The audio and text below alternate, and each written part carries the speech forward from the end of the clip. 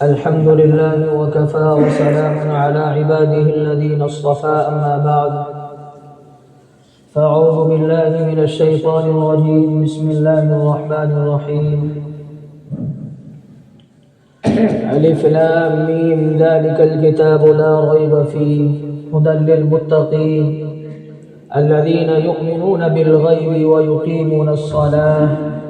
ومما رزقناهم ينفقون. وقال النبي صلى الله عليه وسلم بني الإسلام على 5 شهادة أن لا إله إلا الله وأن محمدا عبده ورسوله وإقام الصلاة وإيتاء الزكاة وصوم رمضان وحج البيت أو كما قال عليه الصلاة والسلام. صدق الله العظيم وصدق رسوله النبي الكريم ونحن على ذلك لمن الشاهدين والشاكرين وسبحان الله رب العالمين. میرے محترم و مکرم و معزز سامعین اکرام و بزرگان دین، اللہ تبارک و تعالیٰ کا لاکھ لاکھ شکر ہے، احسان عظیم ہے کہ اس ذات واجب الوجود نے ہم لوگوں کو نماز جمعہ کے لیے آنے کی توفیق مرحمت فرمائی اور اسی کے سبب کچھ باتیں کہنے اور سننے کی توفیق بخشی. دعا کریں کہ اللہ تبارک و تعالی ہم سب کو عمل کی توفیق بھی مرحمت فرمائے. برادران اسلام، اس ذات واجب الوجود کا بے انتہا احسان و کرم ہوا کہ اس رب ذوالجلال والاکرام نے ہم لوگوں کو ایمان کی دولت عطا فرمائی ہے، اور جب ہم لوگوں کو ایمان کی دولت عطا فرما دی گئی، ہم لوگ مؤمنین کی صف میں کھڑے ہو گئے، تو ہم لوگوں کی طرف اللہ رب ذوالجلال والاکرام کا دوسرا حکم متوجہ ہوتا ہے، اور وہ حکم ہے نماز کا. نماز اللہ تبارک و تعالی کا بہت بڑا حکم ہے، اس قدر اہمیت کا حامل ہے کہ اللہ تبارک و تعالی نے قرآن کریم کے اندر جس تاکید اور جس اہمیت کے ساتھ اور جس عظمت کے ساتھ قرآن کریم میں نماز کے متعلق بیان فرمایا گیا ہے، کسی اور عمل کے متعلق اس قدر تاکید کے ساتھ نہیں بیان فرمایا گیا ہے. اسی طریقے سے احادیث مبارکہ کے اندر آپ علیہ السلام نے جا بجا نماز کے متعلق ارشاد فرمایا ہے، کسی اور عمل کے متعلق اس قدر اہمیت اور عظمت کے ساتھ نہیں بیان فرمایا گیا ہے. معلوم ہوا کہ نماز بہت ہی بڑا تحفہ ہے، اتنا بڑا تحفہ ہے کہ اللہ تبارک و تعالیٰ کی طرف سے جتنے بھی اعمال نبی اکرم صلی اللہ علیہ وسلم کی ذات اقدس پر بذریعہ وحی نازل فرمائے گئے ہیں، تمام کے تمام احکامات اللہ تبارک و تعالیٰ نے اسی دنیا فانی کے اندر مبعوث فرمائے، اسی دنیا فانی کے اندر اللہ تبارک و تعالیٰ نے عطا فرمائے. لیکن جب نماز کی دینے کی باری آئی تو اللہ تبارک و تعالیٰ نے اپنے محبوب صلی اللہ علیہ وسلم کو اپنے پاس بلا لیا، اور آپ علیہ السلام سفر معراج کے لیے تشریف لے کر گئے، اور آپ علیہ السلام سے ملاقات کا شرف حاصل ہوا. تو اللہ تبارک و تعالیٰ نے آپ علیہ السلام کو اس موقع پر 50 ٹائم کی نماز عطا فرمائی تھی. لیکن جب اللہ تبارک و تعالیٰ کی طرف سے ان نمازوں کے تحفے کو لے کر اس دنیا فانی کے اندر تشریف لے کر چلے آ رہے تھے، تو راستے میں حضرت موسیٰ علیہ السلام سے ملاقات ہوتی ہے. وہ معلوم کرتے ہیں، اے اللہ کے حبیب علیہ السلام، اللہ تبارک و تعالیٰ کی طرف سے آپ کو کس چیز کا تحفہ ملا ہے، کیا چیز عنایت ہوئی ہے؟ تو آپ علیہ السلام فرماتے ہیں، ہاں مجھے بھی اللہ تبارک و تعالیٰ کی طرف سے نماز کا تحفہ ملا ہے اور 50 ٹائم کی نمازیں ملی ہیں۔ تو حضرت موسیٰ علیہ السلام فرماتے ہیں کہ ہاں مجھے بھی نماز جیسی ایک عبادت ملی تھی، لیکن میری امت میں 2 رکعتیں تھی، لیکن وہ لوگ 2 رکعتوں کی بھی پابندی نہیں کیا کرتے تھے، اور آپ کی امت میں 50 ٹائم کی نمازیں ہیں، وہ کیسے پابندی کر پائیں گے؟ آپ اللہ تبارک و تعالیٰ کے پاس جائیں اور اس کے اندر تخفیف کرائیں۔ آپ علیہ السلام اللہ تبارک و تعالیٰ کے پاس جاتے ہیں اور ان نمازوں کے اندر تخفیف کراتے رہتے ہیں، حتیٰ کہ وہ 50 ٹائم کے جو نمازیں تھی وہ 5 ٹائم کی باقی رہ جاتی ہیں۔ اس نماز کو، اس تحفے کو لے کر آپ علیہ السلام اس دنیا فانی کے اندر تشریف لاتے ہیں۔ معلوم ہوا کہ نماز بہت ہی بڑا تحفہ ہے، اتنا بڑا تحفہ ہے کہ اللہ تبارک و تعالیٰ نے قرآن کریم کے اندر ارشاد فرمایا الذین یؤمنون بالغیب ویقیمون الصلاۃ، یعنی کہ ایمان کے فوراً بعد اگر کسی چیز کے بارے میں بتلایا، کسی حکم کے بارے میں بتلایا، تو اللہ تبارک و تعالیٰ نے نماز کے بارے میں بتلایا۔ قرآن کریم کے اندر اللہ تبارک و تعالیٰ نے نماز کے فوائد کو بھی بیان فرمایا ہے۔ جو نمازوں کی پابندی کرتا ہے، جو نمازوں میں اپنا مشغلہ بنا لیتا ہے، اللہ تبارک و تعالیٰ نے اس کے فوائد کو بھی ذکر فرمایا ہے۔ قرآن کریم کے اندر اللہ تبارک و تعالیٰ نے اس کے فوائد کو بھی بیان فرمایا ہے، لیکن جو نمازوں کو چھوڑ دیتا ہے، گھروں کے اندر مشغول رہتا ہے، بیوی بچوں میں مشغول رہتا ہے، کام کاج میں مشغول رہتا ہے، دنیاوی کاموں میں اپنے آپ کو مصروف رکھتا ہے، حتیٰ کہ وہ نماز کو چھوڑ دیتا ہے، نمازوں کی پابندی نہیں کیا کرتا ہے، تو اللہ تبارک و تعالیٰ نے اس کے چھوڑنے کے اوپر بھی سب سے سخت بات بیان فرمائی ہے۔ اور آپ علیہ السلام نے ترک صلاۃ کی بنا پر آپ علیہ السلام نے سخت غصے کا اظہار فرمایا ہے۔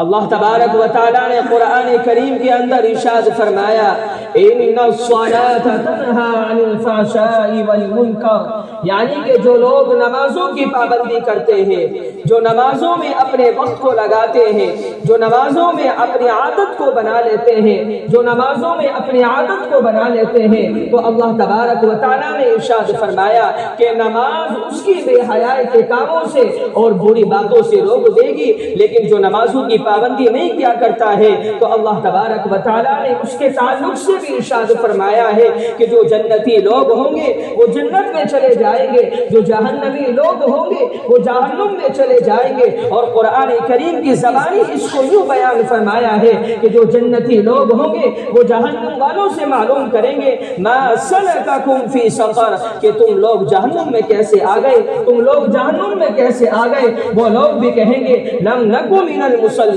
ہم لوگ نمازیں نہیں پڑھا کرتے تھے، ہم نمازوں کو چھوڑ دیا کرتے تھے، ہم دیگر کاموں میں اپنے آپ کو لگا رکھا تھا، جس کی وجہ سے ہماری نمازیں ضائع ہو جاتی تھیں۔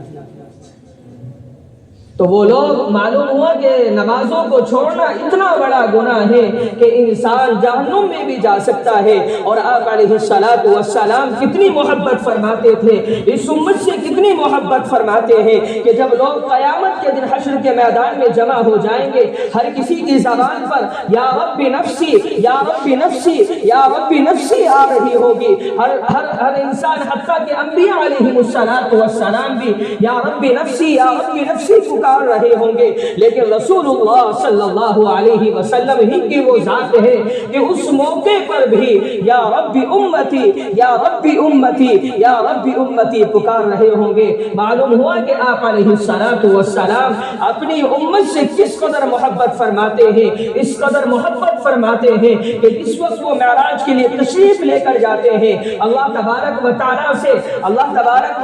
سے ملاقات کا شرف حاصل ہوتا ہے، تو اللہ تبارک تبارک و تعالیٰ کے سامنے عرض کرتے ہیں، اللہ تبارک و تعالیٰ کے سامنے فرماتے ہیں التحیات للہ والصلوات والطیبات، کہ تمام قولی عبادتیں، تمام بدنی عبادتیں اور تمام مالی عبادتیں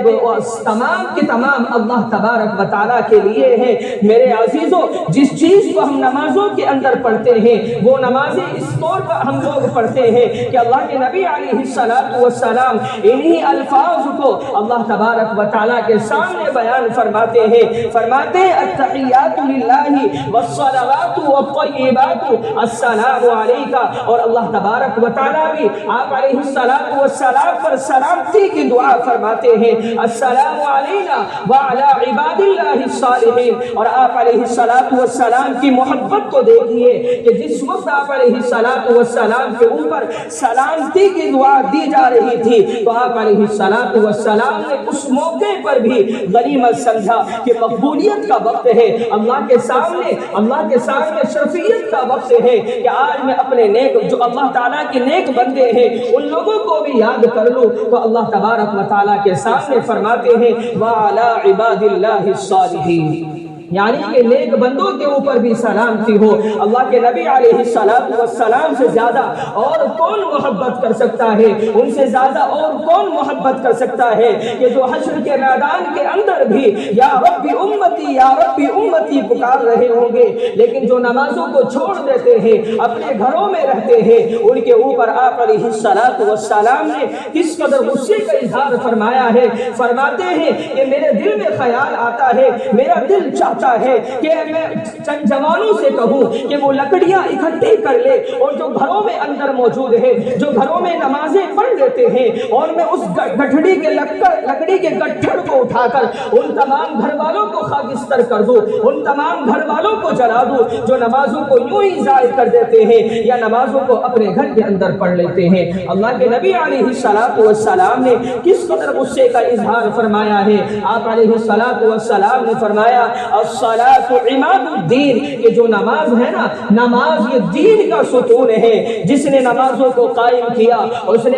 اپنے دین کو بچا لیا، اس نے اپنے دین کو محفوظ کر لیا، لیکن جس نے نمازوں کو ضائع کر دیا، جس نے نمازوں کی پابندی نہیں کی، جس نے نماز کو یوں ہی جانے دیا تو اس نے اپنے دین کو بھی برباد کر ڈالا، اس نے اپنے دین کو ڈھا دیا۔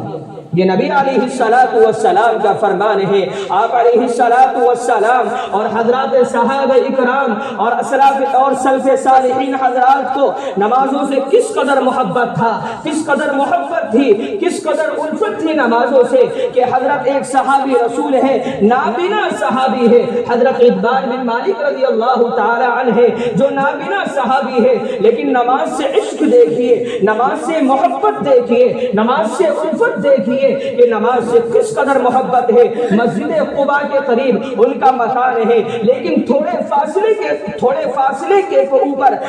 حضرت عتبان بن مالک کا جو مکان ہے مسجد قباء کے تھوڑے فاصلے پر ہے۔ وہ نابینا صحابی ہے، وہ دیکھ نہیں سکتے ہیں، وہ مسجد میں آنے میں بڑی دشواری ہے، لیکن نماز سے محبت اتنی ہے، اللہ کے حکم سے محبت اتنی ہے کہ جیسے ہی کانوں میں آواز پہنچتی ہے حی علی الصلاۃ حی علی الفلاح، کہ جیسے کانوں میں آواز گونجتی ہے، وہ نابینا صحابی ہے لیکن نماز سے اس قدر محبت ہے۔ راستہ بھی بڑا تنگ ہے، بارش ہو جاتی ہے، راستے میں پانی بھر جایا کرتا ہے، بڑے گڈھے ہیں راستے میں، وہ صحابی ہے، وہ نابینا صحابی ہے، نماز سے اس قدر محبت ہے کہ وہ نماز کے لیے مسجد میں تشریف لاتے ہیں اور نماز بجماعت ادا کرتے ہیں۔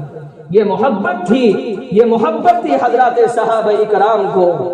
اور آپ علیہ اللہ تبارک و تعالیٰ نے قرآن کریم کے اندر ارشاد فرمایا وَأْمُرْ أَهْلَكَ بِالصَّلَاةِ وَاسْتَبِرْ عَلَيْهَا، کہ خالص اللہ تبارک و تعالیٰ نے کلی طور پر تو حکم دیا کہ تمام مؤمنین کے لیے نماز کا حکم ہے، تمام مؤمنین مؤمنات کے اوپر نماز فرض کی گئی ہے، لیکن اللہ تبارک و تعالیٰ نے الگ سے اس بات کو ارشاد فرمایا وَأْمُرْ أَهْلَكَ بِالصَّلَاةِ، جو گھر کے ذمہ دار ہے، جو جس کی ذمہ داری میں، جس کی ماتحتی میں جو لوگ موجود ہیں، آپ ان کو پابند بنائیں نماز کا۔ اللہ تعالیٰ بیان فرماتے ہیں وَأْمُرْ أَهْلَكَ بالصلاۃ کہ اپنے گھر والوں کو نماز کا حکم دو، اور خالص نمازوں کا حکم نہیں دینا ہے بلکہ آگے ارشاد فرماتے ہیں وَاصْطَبِرْ عَلَيْهَا کہ انہیں نماز کی پابندی بھی کرانی ہے، انہیں نماز کا جماؤ بھی لانا ہے، انہیں نماز کے اوپر دوام بھی کرنا ہے۔ یہ نہیں ہے کہ ایک دن پڑھی 2 دن چھوڑ دی، 2 دن پڑھی کہ باقی دن کے لیے اپنے آپ کو نمازوں سے بھول گئے، ایسا نہیں ہے بلکہ یہ والدین کی ذمہ داری ہے، یہ ہر اس شخص کی ذمہ داری ہے کہ جن کی نگرانی میں جو لوگ ہوتے ہیں، یہ ہر اس شخص کی ذمہ داری ہے۔ اللہ تبارک و تعالی قرآن کریم کے اندر ارشاد فرماتے ہیں کہ جس کی ذمہ داری میں جو لوگ موجود ہیں آپ ان کو نماز کا حکم دے، اور آپ علیہ الصلوۃ والسلام نے بیان فرمایا کہ جب بچہ 7 سال کی عمر کو پہنچ جاوے آپ اسے نماز کا حکم دے، آپ اسے نماز کا پابند بنائے، لیکن جس وقت وہ 10 سال کی عمر کو پہنچ جاوے تو آپ اس کے اوپر اگر تنبیہ کی ضرورت ہے تو آپ اس کی تنبیہ بھی کیجئے حتیٰ کہ وہ نماز کا پابند بن جائے۔ آج ہم اس کے اندر تھوڑا غور و فکر کر لیں کہ آج ہمارے گھروں کے اندر اگر کسی بچے نے کوئی نقصان کر دیتا ہے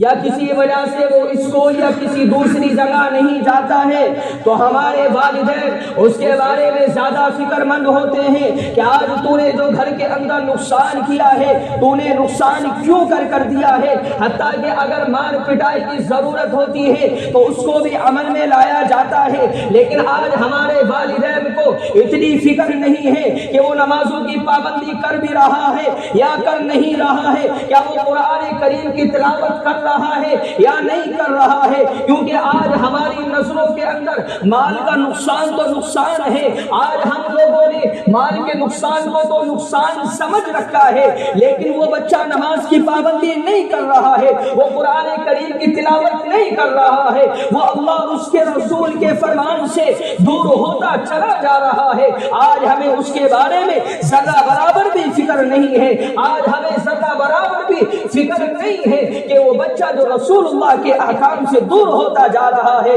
جو اللہ کے حکم سے دور ہوتا جا رہا ہے، کیونکہ آج ہماری نظروں کے اندر اس مال کا نقصان تو نقصان ہے، ورنہ حقیقت میں تو یہی ہے کہ جو شخص نمازوں کی پابندی نہیں کرتا ہے، جو شخص نمازوں کو چھوڑ دیتا ہے، وہی حقیقت میں نقصان ہے۔ اور آپ علیہ الصلوۃ والسلام کو اور حضرات صحابہ اکرام کو کس قدر محبت تھی نماز سے، آپ علیہ الصلوۃ والسلام کے وصال کا وقت قریب ہے، آپ علیہ الصلوۃ والسلام مرض الموت میں ہے، لیکن میں ارے عزیزوں میں بتلانا چاہتا ہوں کہ آپ علیہ الصلوۃ والسلام کو نماز سے کس قدر عشق تھا، حتیٰ کہ آپ علیہ الصلوۃ والسلام کے جو قدمین مبارک تھے ان کے اندر اتنی طاقت نہیں موجود تھی کہ وہ مسجد نبوی کے اندر جا سکے، اپنے اندر اتنی طاقت موجود نہیں تھی کہ وہ مسجد میں جا سکے، وہ نماز پڑھ سکے، لیکن نماز سے اس قدر محبت تھی، نماز سے اس قدر عشق تھا کہ ایک طرف حضرت علی رضی اللہ تعالی عنہ ہے،